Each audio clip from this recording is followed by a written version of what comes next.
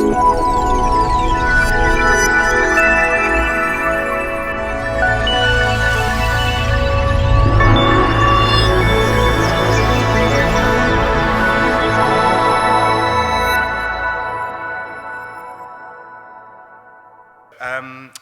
delighted to welcome a distinguished panel to the RSA tonight to debate the big idea of the big society.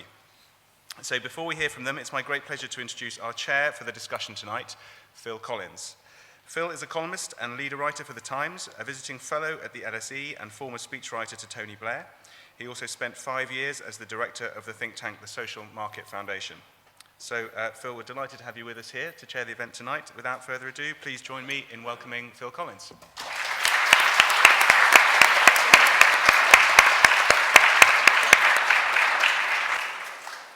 Julian, thank you very much. I think with the exception of Jesse, who's the star turn, we're going to do this informally from the desk here. Many years ago, in a footnote to representative government, John Stuart Mill once described the Conservative Party as the stupidest party. And then years later, when he was briefly the Member of Parliament for Westminster, he clarified what he meant by that. He said, "I did not mean that Conservatives are generally stupid. I meant that stupid persons are generally Conservatives." And Mill then went on to say that the stupidity of Conservatives was by no means an electoral barrier to them. On the contrary, in a country in which many people were stupid, it was a great electoral asset. Now, with the publication of The Pinch by David Willits, with Which Way's Up by Nick Bowles, and with The Big Society, Anatomy of a New Politics by Jesse Norman, the Conservative Party is doing its best to not be the stupid party any longer. And by Mill's reckoning, this is a terrible thing for it to have done. An outbreak of thought seems to have taken place in the Conservative Party. These books are interesting and fascinating and charting a course of conservatism, which is quite different from the 1980s vintage, but actually quite recognizable if you go back further into the conservative tradition from Burke onwards. And the tensions with it, and then the tensions politically with the coalition of Liberal Democrats, which is itself split between Liberal Democrats and between Liberals and Social Democrats, are absolutely fascinating currents of politics. It was quite a rare event during the long Labour years for backbench MPs to write books of political thought. In fact, I was racking my brains to think of any. And so I think it's both welcome and quite remarkable that you've got a rash of such books coming from the Conservative backbenches, and it's very much to the good. The format for this evening is I'm going to invite Jesse in a moment to present and talk about his book and introduce the idea of the big society and how he gives meaning to that term. And then I'm going to invite our respondents to counter, give them 4 or 5 minutes each to say where they think this idea is vulnerable, where it's strong, where it's weak. I'll introduce them as we come to them in turn, and then we'll come over to you for questions and thoughts, with a view to wrapping up, I hope, all being well, by 7:45. So, without any further ado, please welcome Jesse Norman.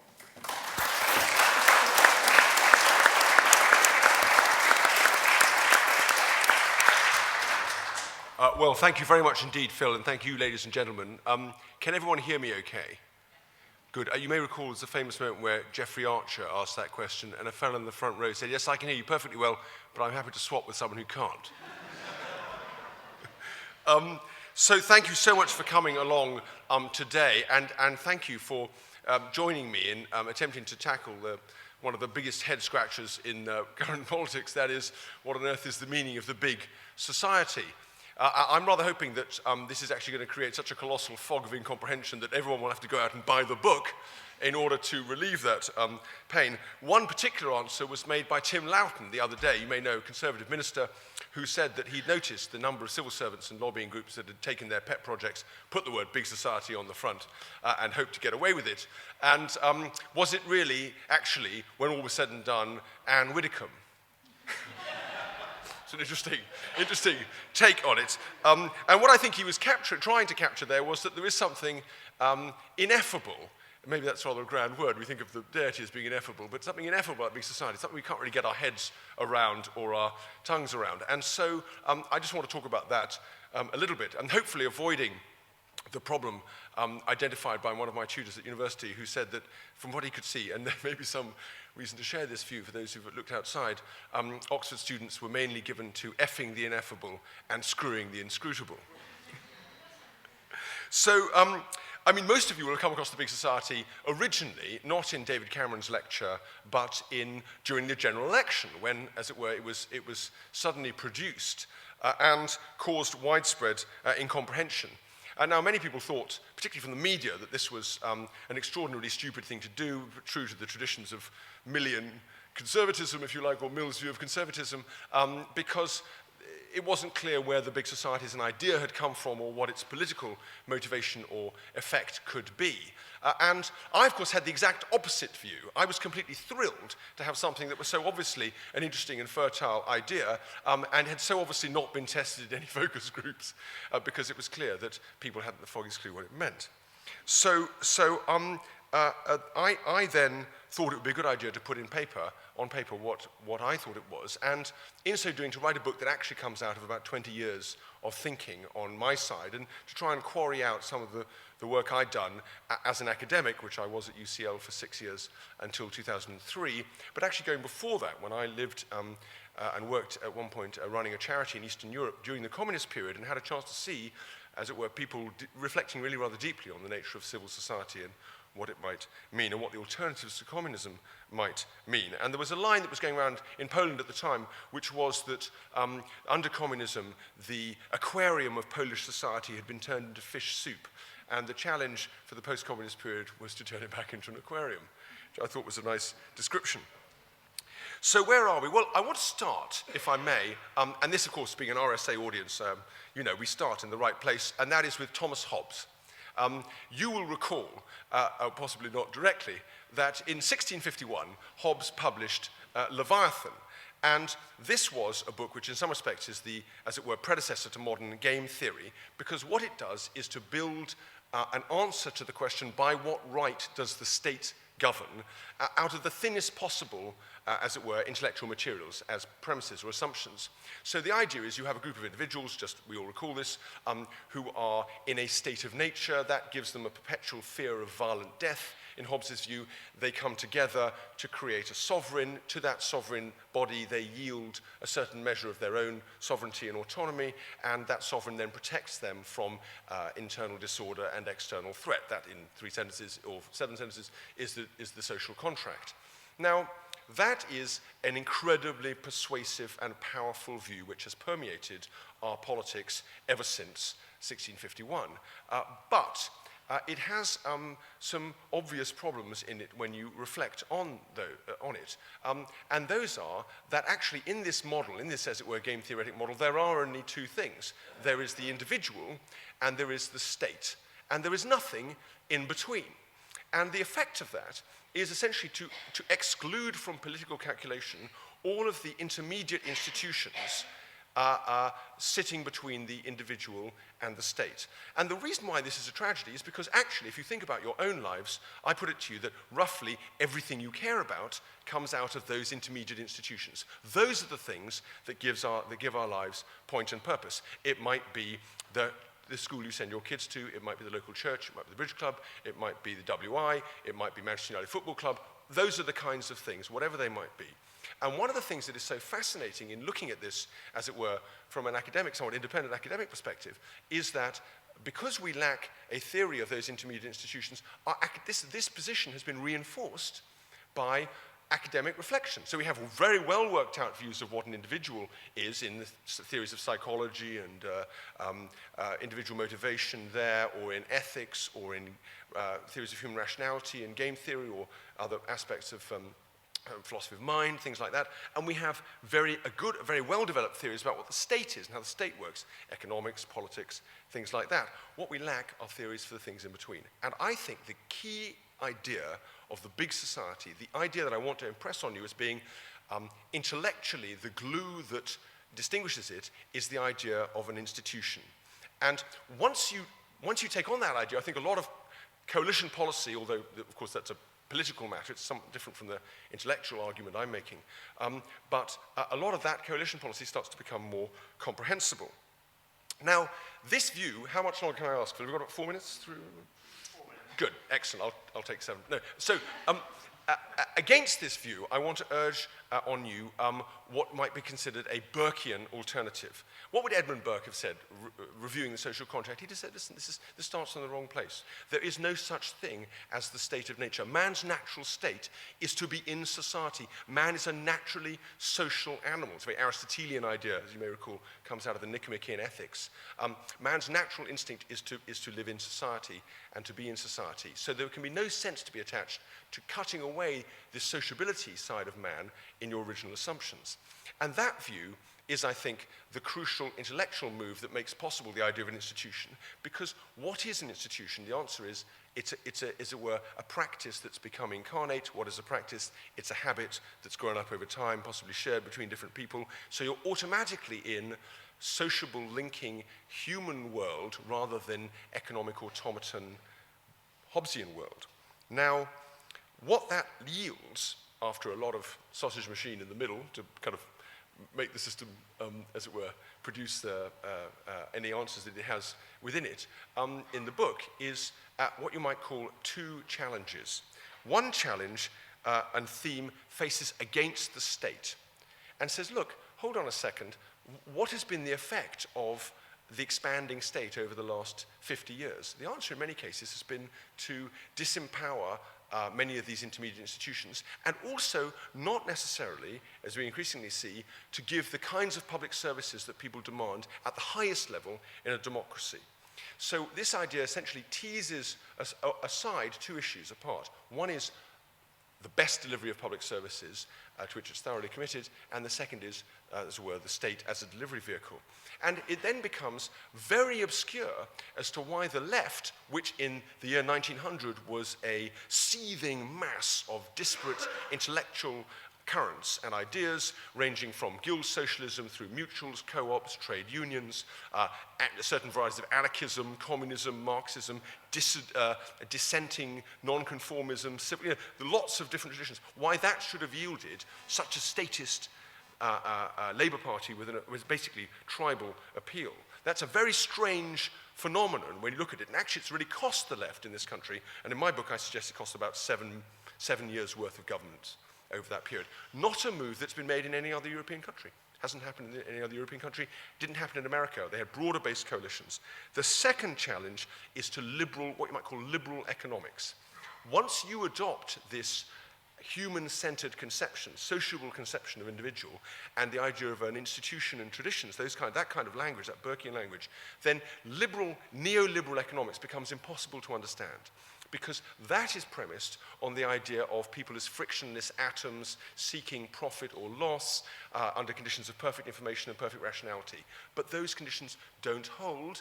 Doesn't matter, it's irrelevant where they hold in the individual case because this is a model, but they don't hold in the aggregate case. We know this because of discoveries in behavioral economics. We know that people have a radical foreshortening in their investment horizons. They look at frames when they're making assessments. They don't make, as it were, individual assessments. They have different appetite for risk than we thought, different loss aversion versus appetite for gain. So we know people don't behave in the way that's described by neoliberal economics. And that's the other target of the book. Let me end by saying what this therefore does is to pose two political challenges. To the right, and to David Cameron, it poses the challenge, and to, as it were, the Conservatives now, it poses the challenge of articulating where this kind of view is going and what its implications are, theoretically and also politically. To the left, it poses, I think, a slightly deeper challenge, which is when the state is insufficient, when you are running up against the limits of its ability to maintain individual freedom and to deliver public services, what are the alternatives? Do those alternatives lie in a rediscovery of some of those other traditions that have been ignored or sidelined for so long? And furthermore, may it not just be a trap to think that we're in one of those moments where the pendulum has swung one way, and if the Labour Party just stays as it is, the pendulum is sure to swing back?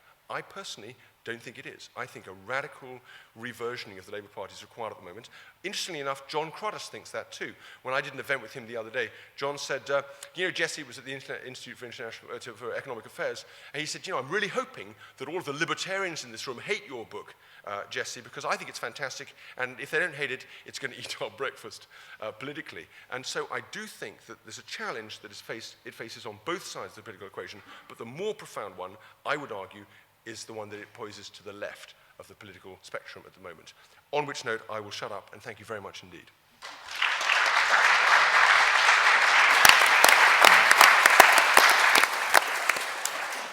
Jesse, thank you very much. I'd just like to ask you one question before I come to our official responses. Oscar Wilde once said that socialism could never happen because there aren't enough evenings in the week. And I slightly feel that about the big society. I sort of feel you want a lot, you demand a lot of me. You want me to join things, you want me to do things, and I don't want to. I want to stay at home on my own, alone, atomized and individuated. But you want to force me to join in. And I want the society to be quite small. And in fact, I think very big societies are in themselves a form of custom tyranny. And if you called it an open society, I could live with it. If you called it a good society, it's a different tradition, but I'd understand it. I don't really understand what a big society demands of me. Right. There's a whole range of really interesting questions embedded in that question. So let me just pick on one of them, the easiest one. And that is this. I think that I'm not sure that the idea of the big society is about forcing people to do things. I think it's about allowing institutions to flourish on their own terms in a way that pulls people and gives, as it were, expression to this instinct to link. The fascinating thing is that if you look at the evidence on the psychology of individual motivation, what you find is that what gives meaning to people's lives is whether they have mastery of a topic, whether they have autonomy and independence, those are the kinds of things that do that. Now, when that happens, that instinct to link is released, and people's compassion in that Smithian sense, not pity, but fellow feeling, then takes over. And there's lots of evidence now starting to emerge that people who are allowed to exercise that capacity for linkage and compassion within small institutions, and sometimes within large ones, just live happier lives. So I actually think there's a tremendous, as it were, you end up in the right place by a slightly indirect means. Okay, let's come to our respondents. So I won't embarrass them by reading full biographies. I'll just make do with their current posts. I'd like to come to Mehdi Hasan first. Mehdi, who I'm sure you know, is a senior political editor of the New Statesman. Mehdi. Thanks, Phil. Thanks, Jesse. Thanks to the RSA for organising this event. It's a pleasure to be here on such an eminent panel on such a cold night. I'm amazed to see you beat the weather and the students to be here. I came along to this event because normally let me just say from the outset, I suspect I'm going to be the most negative and cynical member of this panel. Forgive me in advance. I'm also rather annoyed at Phil and Jesse because I had an Anne Widdecombe gag and an Oscar Wilde gag and they're both gone. So thanks very much. This will be a very serious talk on my part. I came along because I quite like Jesse Norman, and I had one run-in with him recently on the radio, and I think he's a free-thinking and very open-minded Tory MP, as you saw, and there's not many of them about, despite Phil's point about the transformation of the stupid party in recent years. I think we should have more Jesse Normans, but not just because he's free-thinking and he's clever, but also he's a very, very brave and bold man. He took the big society, which, as he said in his talk, David Cameron unveiled in the last section of the third debate of the general election. And he wrote not an article about it, not a pamphlet about it, an entire 231-page book about it. For that in itself, he should be applauded and rewarded with ministerial appointment rather quickly. He mentioned the Tory Children's Minister with the exact opposite. He mentioned let's put a bet on that. He mentioned the Tory Children's Minister Tim Loughton and Anne Widdecombe gag, but Tim actually made a serious point in that speech. I think a genuine and honest point in the midst of the kind of gags about Widdecombe's weight, and that is that he said that, quote, "The trouble is that most people don't know what the big society really means, least of all the unfortunate ministers who have to articulate it. What actually is the big society, let alone is it good or not? Exactly how big is it now, or is it going to be?" And I I suspect we're still searching for those answers. I suspect Jesse, I think he half admits that we're still looking for those answers, and his book's a contribution to finding that answer. And, you know, call me cynical, but let me just cut to the chase. I am one of those people who sees the big society, who can't help but see the big society as a cover for the Conservative cuts, or should I say, the coalition's cuts. It may not have started out like that a few years ago, fair enough, but it's certainly become a way of distracting us all from the coming austerity, and it does shield Cameron, Osborne et al. From the charge that they are, in the words of William Hague via WikiLeaks, the children of Thatcher. It provides them with a very useful rhetoric. For me, there are a variety of flaws, which I'm sure will come up in the discussion, in the whole concept. I'll say three in the few minutes that I have. Number one, my first problem with it is that the very name Big Society implies that society is somehow small now, or that it's been getting smaller and we need to reverse it. And it's a view I totally reject. I think that Britain has, in a literal sense, a very big society. We're very good at community politics and at charities, at volunteering. We have 13.5 million people volunteering at least once a month, which is more than the average in equivalent countries. Nicholas Timmins, the public policy editor of the FT, recently pointed out in an article that 30,000 new charities were created on Labour's watch over the 13 years of statist Blair and Brown, as the Tories would have us believe. In fact, the voluntary sector doubled in size over the last 13 years. So I don't accept the caricature that Jesse slightly hints at when he talks about the left and Labour, etc. The second point is that there's an assumption when we talk about the big society that there's somehow a clash between that big society on one hand and big government on the other. You'll remember David Cameron's conference speech last year when he said, big government got us into this mess, rather than RBS and HBOS. I don't accept that point either. It implies the two are mutually exclusive. I don't see why they have to be. In fact, it also forgets that around 70% of the extra funding that went into the voluntary sector over the past decade came from the state, from central and local government. The Tories, and Philip Blond more than Jesse Norman, talk about state having swallowed up society. On the contrary, it is the state that has invested in our society in recent years. It also ignores the empirical research from people like David Putnam, no, that's the filmmaker, from Robert Putnam, the Harvard academic and expert on social capital, who wrote the book Bowling Alone. And he pointed out that there's not only is there no disconnect between strong states and strong societies, but in contrast, they actually go together. He famously looked at Louisiana and Minnesota, two American states, two ends of the Mississippi River, and Minnesota, strongest state, much better welfare system, much more equal society, much higher levels of social capital than Louisiana, which has much less of all of those things. And in the words of Liam Byrne, perhaps the most non-statist Labour frontbencher, former Chief Secretary of Treasury, he says, I'm obsessed with movies tonight. Robert Putnam's research shows that the strongest societies are the fairest societies, and the fairest societies have strong states. My third objection to the big society is what Phil raised a moment ago, and that is, where is the evidence that people want to be active in this fabled big society of Cameron and Jesse Norman's? Gary Gibbon of Channel 4 News asked David Cameron during the election, where was the evidence that people wanted to be, quote, prized away from the telly that Phil and I so cherish in order to run public services or their local communities? And I've yet to see a convincing answer. A year ago, an Ipsos Mori poll asked voters if they wanted more involvement in the provision of their local public services. Only 1 in 20 wanted involvement, whereas 1 in 4 wanted more of a say, and half of them only wanted more information. An earlier poll from the same company asked voters to what extent they wanted to be involved in greater decision-making in their local communities, to which 50% responded not very or not at all. Now, I'm not sure, Jesse may have more up-to-date polls that suggest that's shifted. I think in the coming years, when we see the decimation of local government with 28% cuts over 4 years, we're not going to see a shift in those numbers at all. So call me a cynic.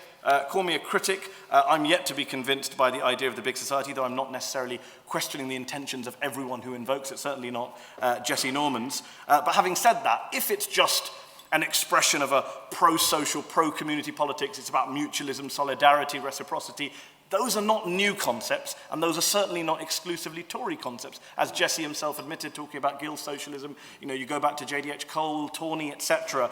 Those are not new ideas. As the Labour MP John Cruddas name-checked already, and Jonathan Rutherford point out in their review of Jesse's book, in this week's New Statesman, nice plug there, they write that democratic socialism, quote, always has been about the militant defense of human life and creativity against commodification and the destructive impact of capitalism. It's not new.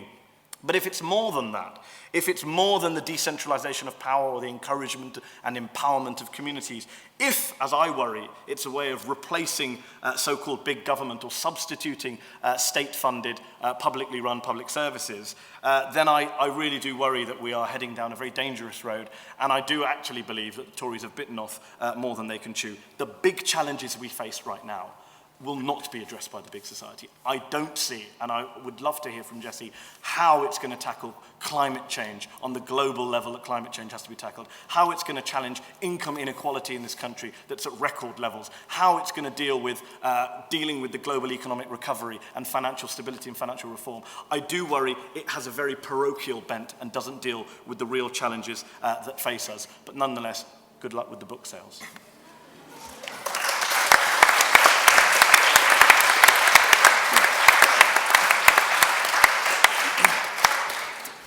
Well, Mehdi, you are a cynic and a critic. You managed to be more miserable than me, which was quite some achievement. There's an awful lot of points piling up already, I'm aware, but I'm going to take all three of the contributors first, and I'll come back to you to swap them all away in a few pithy remarks, which I'm sure you'll be able to do. I'm going to come second to Andy Thornton, who, after a long time with the Giving Campaign, is now the Chief Executive of the Citizen Foundation. Andy.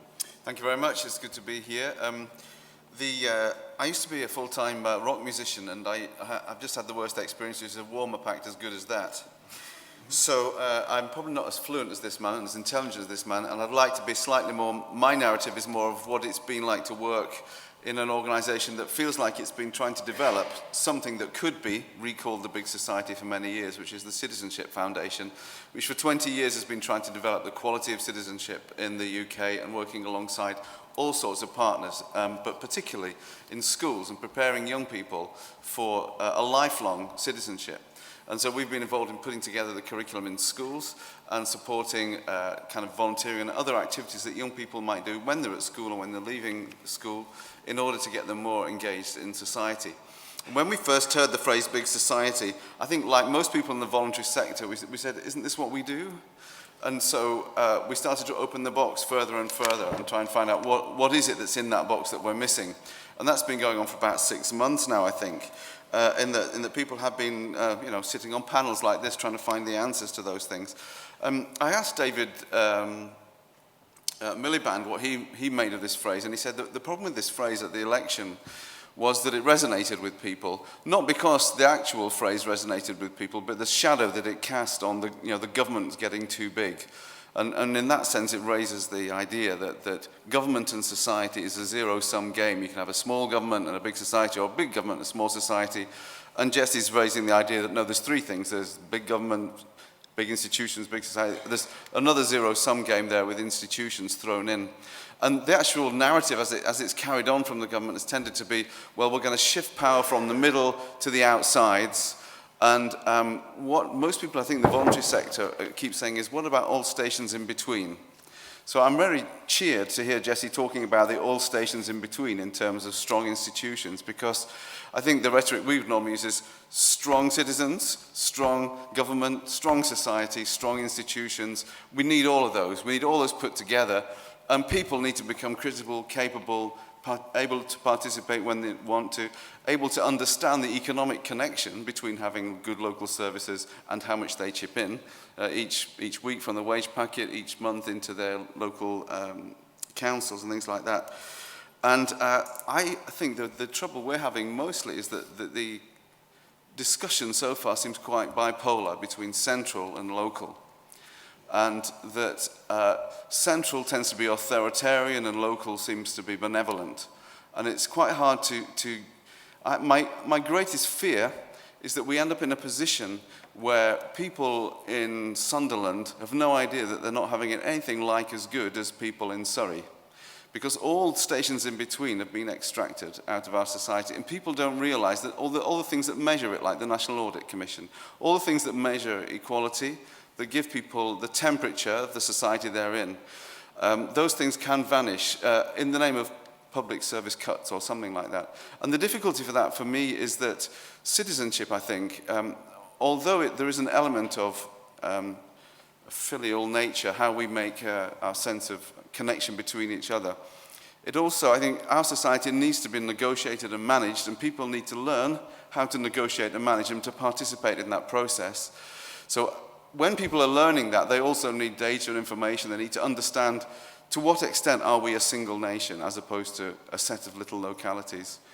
And this is what seems to be missing, and I'm keeping looking for it with the government. The obvious place for cuts for the government seems to be to take out the old stations in between the national and the local. And I think in the long run, I agree with just about everything you said there. In fact, everything. No. In the long run, we're going to get to this point where we say, whatever happened to all those things that helped us become a nation state as opposed to a continuum of localities? And so our sense of what citizenship means and the value of citizenship will be diminished, and our sense of social justice will be diminished, and all these kind of things, because we've lost track.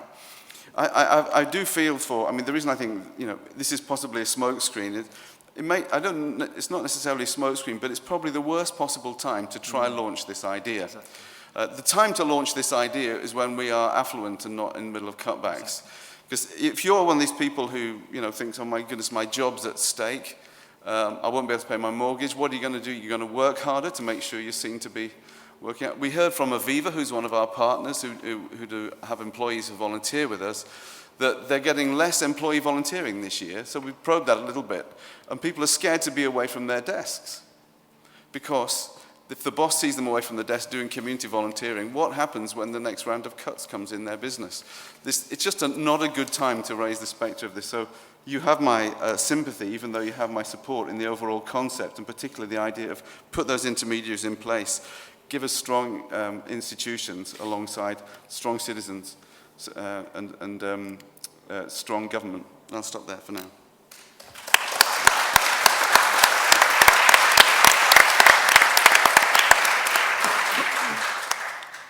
Andy, thank you very much. It is remarkable that in a panel that includes Jesse Norman and Phil Collins, that Andy Thornton should be the one musician.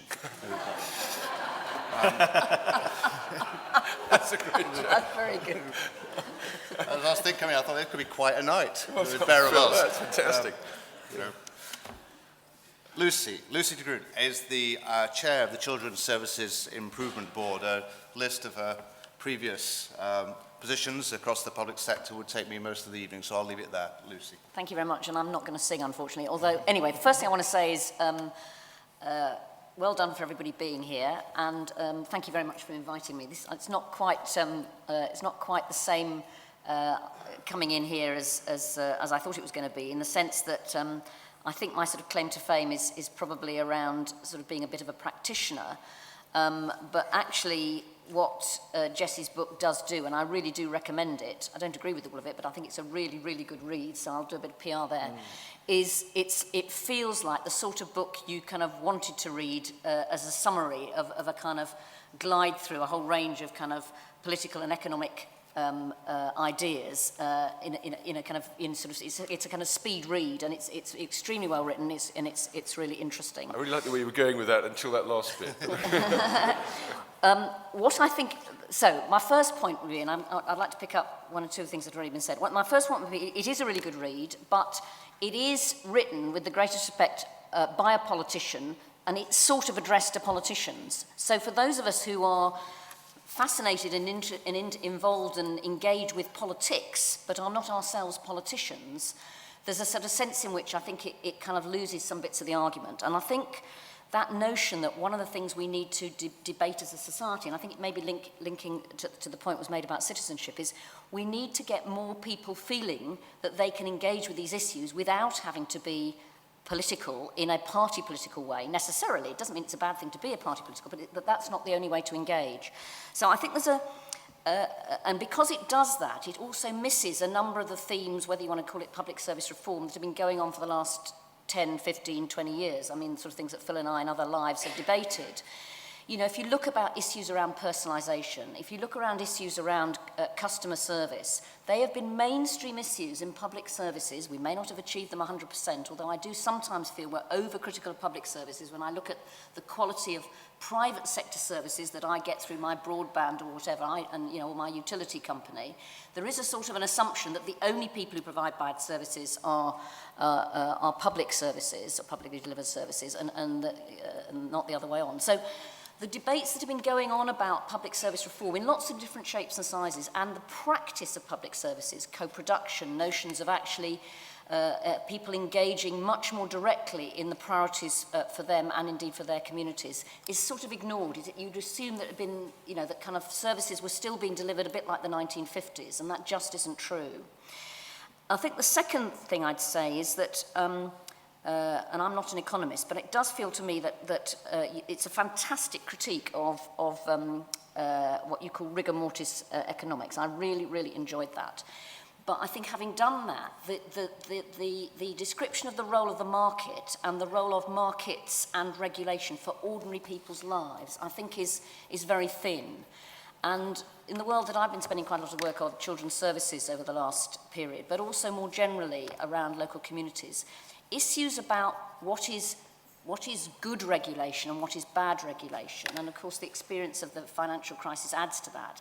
I think we're all still very muddled about it. It's a bit like the state. Do we want a better state, as in better regulation, or do we want a smaller state and smaller regulation? And I think there's some really much more complex issues than perhaps you engage with there. And there's a real issue around that, which is about the media and communications, which again, you sort of touch on, but I think it's so important in terms of how people perceive themselves and their efficacy. If we talk about that whole issue of how do people and how do communities feel they can make a difference, how can they be purposeful, I think so many things in the way in which the media responds to things and creates imagery and celebrity and all of that, actually what it does is diminishes people's sense of purposefulness themselves. And I think that's a real challenge. And I'm not sure that's about big or small societies. I think it's about the nature of the media world. But I suppose my final sort of fundamental point, which I think links to the point that Anna made, is that it's massively dismissive of the role of local democracy and local representative government. And it seems to me that one of the important things about institutions is that they have to have relationships to democracy. And the only relationship of institutions is not a relationship with the nation state. It's a relationship with other institutions, and those are not always without problems and challenge. But one of the crucial institutions is local democratic forms in terms of local government. And it feels to me that there's a whole sort of experience of local government over the last 20 years. And you don't have to agree with all the kind of labels, but the notion of community leadership, the notions of place shaping, which actually councils of all political persuasions have really started to engage with. And you can see it, you know, in times of crisis, how, you know, some councils do it better than others, but the basic principle that they have a responsibility to that community in its widest sense, but also that councils have a responsibility for brokering, that the sum total of individuals doesn't work, but neither does simplistically the sum total of institutions. If there's nothing in your phrase, there's nothing, all stations in between, which I liked. There's also a kind of horizontal issue about all the stations on the same branch line, if you want to use that analogy, where actually the relationship between those local institutions is really important. And there needs to be some brokerage, and how that's done, including brokerage between, an institution that essentially is full of public money, whether it's a hospital or a school or whatever it is, that is paid for in general through taxpayers' money. Roads, that's an important thing. On the one hand, as we're now discovering with the snow, and on the other hand, institutions which are about civil society and how they engage is actually a really key part of how democracy works, in my view. And I think my final point would be, I was interested, you said there's a lot of work about theories about the individual. I would say that some institutions there's also been a lot of work about, which we perhaps need to understand better, of whom families, I would say, was a really good example. The notion of the family is not an unmitigated, undifferentiated notion, and families can be incredibly powerful, but they can also be incredibly problematic. And one of the things that society needs to do is think about how does it engage with people who, in a sense, either have no family or for whom their family is actually not providing the kind of support it needs to.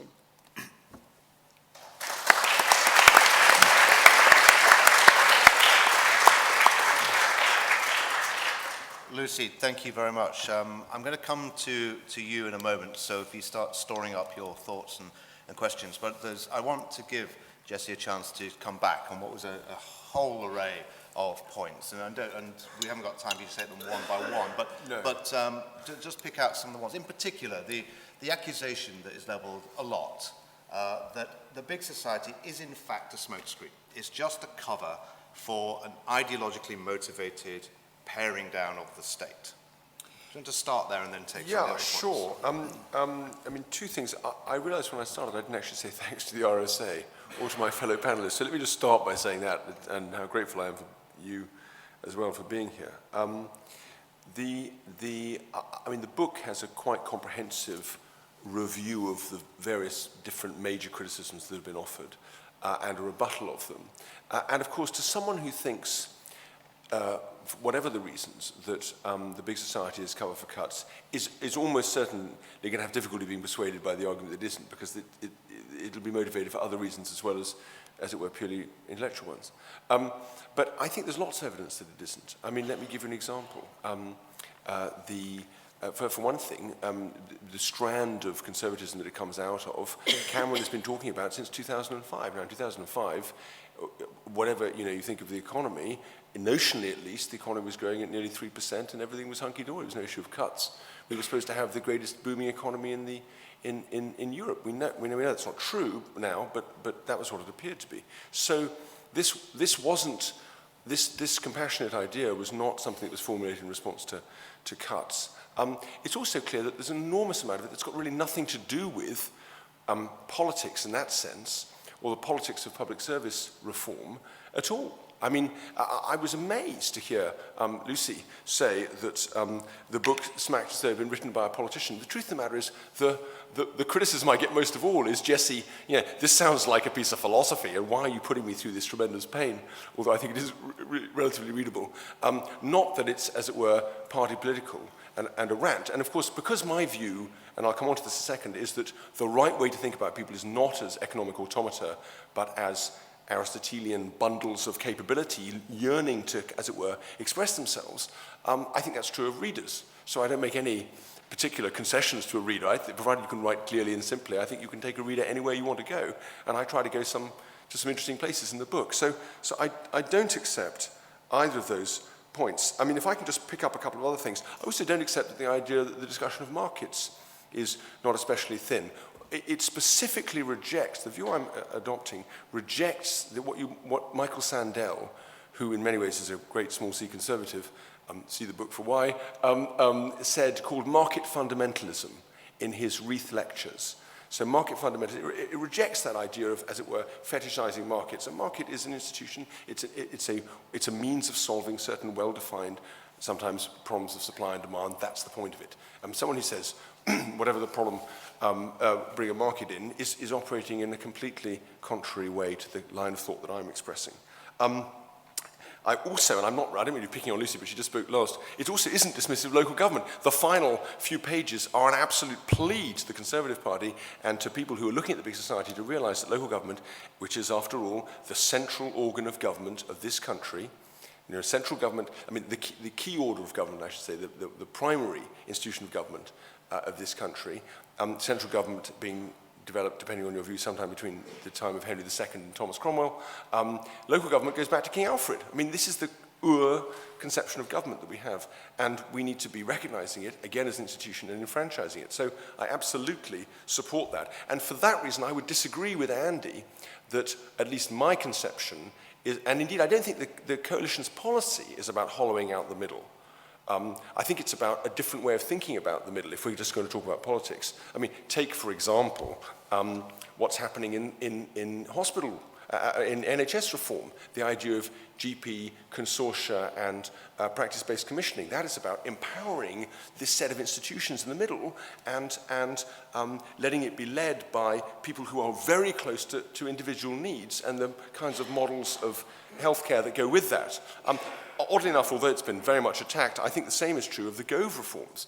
I mean, you can read those as emasculating local authorities, and there's some, I can understand why you might have that view, because I think there are some coercive elements in the legislation, but you can also regard it as massively peopling this middle area with independent institutions and, you know, allowing them to get on their way. So I would disagree with that.